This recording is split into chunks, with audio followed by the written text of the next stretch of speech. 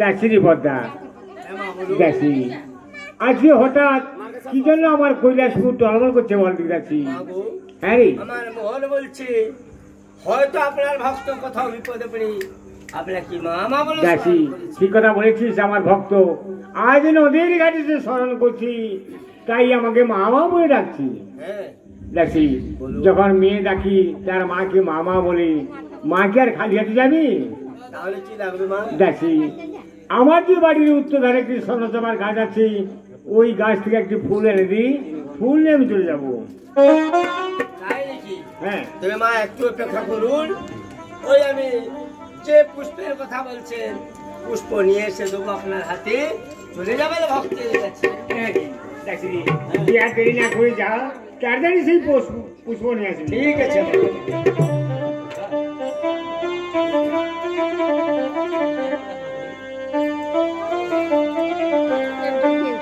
গণপতি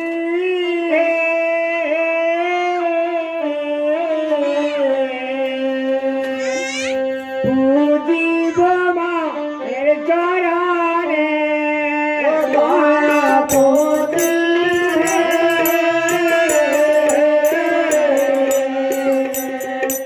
পুজিব মায়ের চরণে।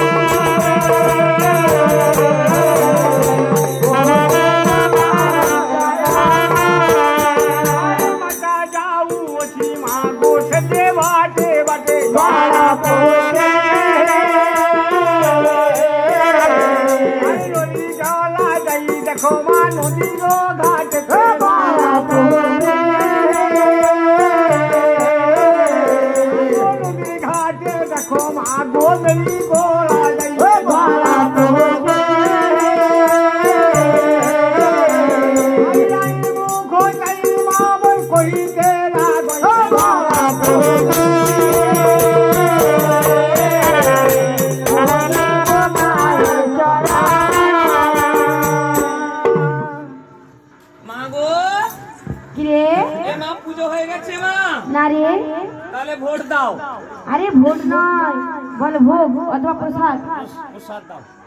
এখনো পুজো হয়নি। ওরে তোরা কে? কিরে ওই নদীর ঘাটে এই রাত্রের সময় কে আপনাকে ডাকছে? দূর, আরে কে আমায় ডাকছে? তোরা কে রে? ও মা গো, কিরে কেন? ধবলা হাতি আসছে। ওরে আমি হাতি নয়, আমি একটা বৃদ্ধ বুড়ি। একটা বুড়ি? একটা বুড়ি? বুড়ি নয়, একটা বুড়ি বুড়ি বুড়ি। ও বুড়ি? হ্যাঁ। এ বুড়ি রে, ও এই রাত্রের সময় এখানে কেন এসেছিস? আমি কেন এসেছি জানিস? হ্যাঁ? আমি পথ হারা হয়ে গেছি, তাই আস্তে আস্তে দেখলাম তোরা কি ভোগের কথা বলছিস। ভোগ খাবি? আমার একটু দে না, হ্যাঁ। খালি একটু দে না। আমার এখন খাওয়া জুটেনি, ওকে দেবো ভোগ। সত্যিকারে বল, তোর বাড়ি কোথায়? বাড়ি? হ্যাঁ? এ বাবা, ওরে বাড়ি তো আমার হাতে। মা গো, আমি জিজ্ঞেস করলাম তোমার বাড়ি কোথায়? বাড়ি আমার হাতে।